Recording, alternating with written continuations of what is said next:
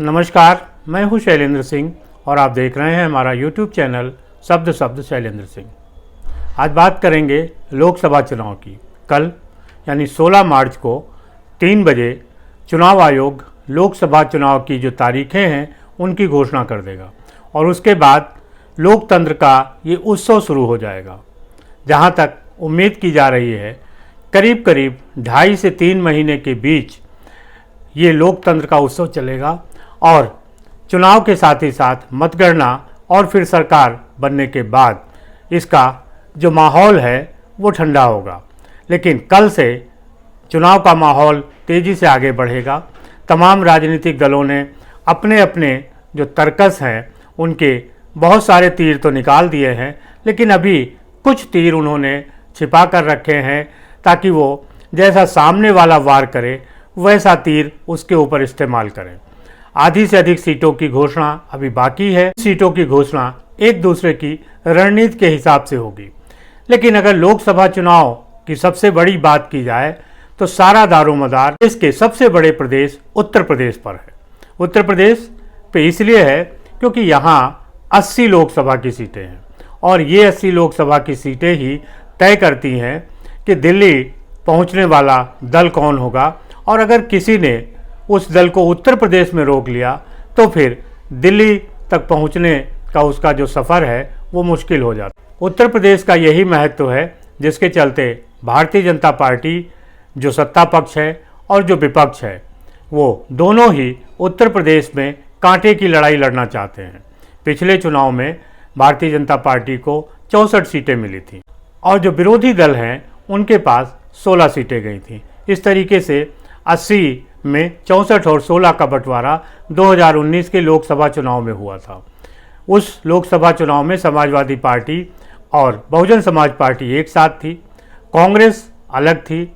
इस लोकसभा चुनाव में कांग्रेस और समाजवादी पार्टी एक गुट में है इंडिया गठबंधन के साथ, और भारतीय जनता पार्टी के मुकाबले तीसरा कोण बनाया है बहुजन समाज पार्टी ने। बहुजन समाज पार्टी अलग चुनाव लड़ रही है। इस तरीके से उत्तर प्रदेश में सत्ता का ये त्रिकोणात्मक संघर्ष होगा और अब इस संघर्ष में किसके हिस्से में कितनी सीटें जाएंगी ये तय करेगा कि उस दल का आगे प्रभाव क्या होगा। यही नहीं, लोकसभा चुनाव की जीत और हार उत्तर प्रदेश के जो विधानसभा चुनाव होंगे 2027 में उसको भी तय करेंगे। उत्तर प्रदेश की जो लड़ाई है वो बहुत तगड़ी है और इस तगड़ी लड़ाई में सारे दल अपने अपने दांव आजमा रहे हैं। ये भी देखा जा रहा है कि कोई मजबूत प्रत्याशी अगर एक दल से टिकट नहीं पाता तो उसे दूसरे दल में टिकट देके उसकी जीत सुनिश्चित की जाए। यही वो तीर हैं जो चुनाव के आखिरी दौर में निकलेंगे। उत्तर प्रदेश भारतीय जनता पार्टी के लिहाज से बहुत महत्वपूर्ण प्रदेश है क्योंकि यहाँ डबल इंजन की सरकार है। हालांकि डबल इंजन की सरकार और भी प्रदेशों में है, लेकिन जो ट्विनिंग योगी और मोदी की है वो ट्विनिंग दूसरे प्रदेशों में नहीं है। इसकी खास वजह यह है कि अगर केंद्र की योजनाओं को देखा जाए तो सबसे अधिक उनको उत्तर प्रदेश ने लागू किया है। इस तरीके से उत्तर प्रदेश में योगी और मोदी का जो गठजोड़ है या योगी और मोदी की जो जोड़ी है वो विपक्ष को किसी भी तरीके से आगे बढ़ने नहीं देगी। आप पिछले चुनाव को याद करिए, चाहे वो विधानसभा का रहा हो 2022 का या 2019 का लोकसभा का चुनाव रहा हो, वहाँ पे योगी और मोदी की जो जोड़ी है वो हाईलाइट रही। उसको भारतीय जनता पार्टी ने प्रचार के तौर पे इस्तेमाल किया। योगी के कंधे पर हाथ रखे मोदी की जो फोटो थी वो पूरे चुनाव में वायरल हुई और इस जोड़ी को 2019 में भी और 2022 में भी जनता ने बेहद पसंद किया। एक बार फिर इसी जोड़ी की साख लगी है और मिशन 80 का नारा दिया है भारतीय जनता पार्टी ने। अब भारतीय जनता पार्टी का अगर मिशन 80 पूरा होता है तो उसे केंद्र में सरकार बनाने से कोई नहीं रोक सकता। लेकिन अगर विपक्ष ने यानी एनडीए और जो बहुजन समाज पार्टी जो अलग अलग चुनाव लड़ रही हैं, अगर इन लोगों ने भारतीय जनता पार्टी को 30 सीटों के आसपास रोक लिया तो समझिए कि भारतीय जनता पार्टी के लिए दिल्ली की राह मुश्किल हो जाएगी। सारा दारोमदार यहाँ पे है, चक्रव्यूह उत्तर प्रदेश में है। और उत्तर प्रदेश के चक्रव्यूह को किस तरीके से भारतीय जनता पार्टी तोड़ती है और उसे अपने पक्ष में ले जाती है, ये देखने वाली बात। भारतीय जनता पार्टी ने उत्तर प्रदेश में अपनी पूरी ताकत लगा दी है, क्योंकि यहीं पर उसे सबसे ज़्यादा सीटें नज़र आ रही हैं। उत्तर प्रदेश का असर अपने आसपास के पड़ोसी प्रदेशों पर भी पड़ता है, जिनमें बिहार, उत्तराखंड, राजस्थान, हरियाणा ये भी आते हैं। इसीलिए जो टिकट चयन है, टिकट किसको दिया जाए, हर दल बहुत फूंक फूंक कर कदम रख रहा है। चुनाव में जो कुछ और चीज़ें सामने खुल के आएंगी वो ये देखने वाली हैं कि जो दल बदल करने वाले नेता हैं, जो परिवारवादी नेता हैं, उनका क्या होगा। हालांकि भारतीय जनता पार्टी ने ये कहा जरूर था कि वो टिकट काटेगी, पहली लिस्ट में दिखाई दिया, उसके हिसाब से नहीं लग रहा है कि भारतीय जनता पार्टी कोई बहुत टिकट काटेगी। अब चर्चा का विषय ये है कि ब्रजभूषण शरण सिंह को टिकट मिलता है कि नहीं, मेनका गांधी का क्या होता है, वरुण गांधी का क्या होता है, और सबसे अधिक स्वामी प्रसाद मौर्य का क्या होता है। स्वामी प्रसाद मौर्य समाजवादी पार्टी छोड़ के गए हैं, भारतीय जनता पार्टी में पहले थे, उससे पहले वो बहुजन समाज पार्टी में थे। तो बहुजन समाज पार्टी, भारतीय जनता पार्टी और समाजवादी पार्टी, इनके दरवाजे स्वामी प्रसाद मौर्य के लिए बंद हैं।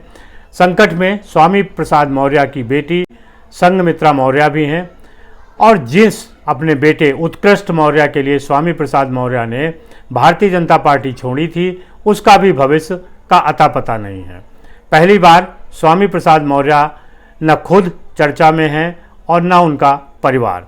इस तरीके से देखें तो थोड़े से लालच में स्वामी प्रसाद मौर्य ने न खुद अपने को दांव पे लगा लिया, बल्कि उनका परिवार भी हाशिए पर है। अब कांग्रेस ही उनका सहारा है, और कांग्रेस से टिकट पाने के बाद भी क्या स्वामी प्रसाद मौर्य जीत पाएंगे, ये एक सवाल है।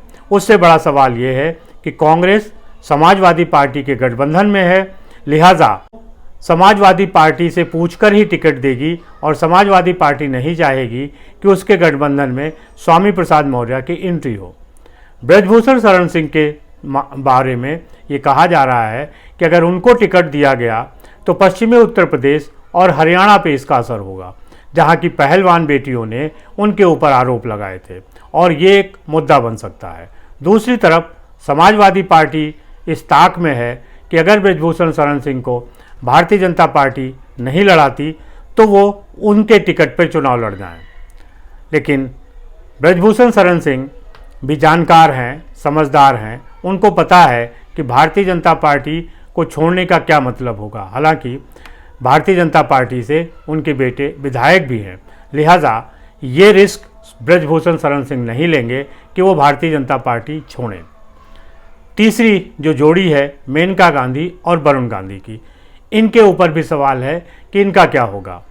मेनका गांधी के बारे में कहा जा रहा है कि भारतीय जनता पार्टी ने उनको सुल्तानपुर की जगह पीलीभीत लड़ने का ऑफर दिया है, और अभी वरुण गांधी के बारे में तय नहीं है कि उनका पार्टी क्या करेगी।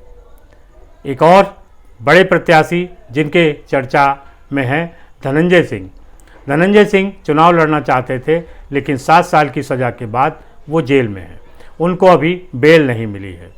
चुनाव लड़ने के आदी धनंजय सिंह अपनी पत्नी को चुनाव लड़ा सकते हैं या कुछ और करेंगे, ये भी देखने वाली बात है। ये जो 2-3 दिन होंगे, इनमें बहुत सारे पत्ते खुलेंगे, और ये जब पत्ते खुलेंगे तो पता चलेगा कि जो अपने नाम पर चुनाव लड़ते जीतते हैं और हमेशा प्रमुख स्थानों पर रहना चाहते हैं, उनका इस चुनाव में फैसला क्या होगा। चाहे दल हो या नेता, सबकी बागडोर जनता के हाथ में है। जिसको वोट देगी वही राजा होगा, और जिसे वोट नहीं मिलेंगे वो फकीर होगा। 2.5 महीने संघर्ष के हैं, नेताओं के लिए भी, मतदाताओं के लिए भी, और हम आपके लिए भी। हम आप ऐसे ही चर्चा करते रहेंगे, चुनाव पर आपकी राय भी लेते रहेंगे, अपनी राय बताते रहेंगे, और भी कुछ विद्वानों को भी साथ लाएंगे। आप और क्या देखना चाहते हैं ज़रूर बताइएगा। शुक्रिया, धन्यवाद।